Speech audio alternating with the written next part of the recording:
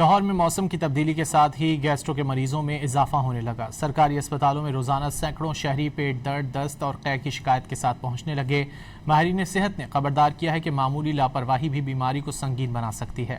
مزید جانیں گے اس رپورٹ میں۔ موسم کی تبدیلی کے ساتھ ہی گیسٹرو کے حملے تیز ہو گئے۔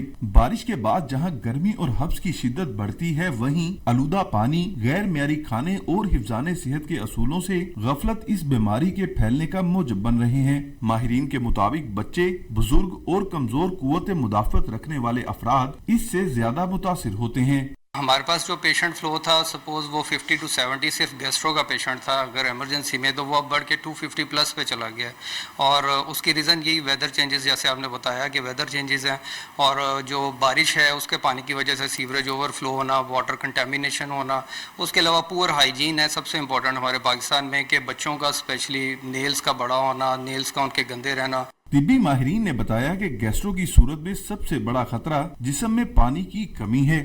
ٹیپ واٹر یوز کرنا، یہ ساری ریزنز ہیں جس کی وجہ سے جو ہے نا گیسٹرونٹرائٹس اتنا زیادہ کامنلی پھیلتا ہے۔ پانی آپ بوائل کر کے یوز کریں، فلٹر کا پانی یوز کریں، بچوں کے نیلز چھوٹے رکھیں، ان کی صفائی کا خیال رکھیں، ان سب چیزوں سے اس سے بچا جا سکتا ہے۔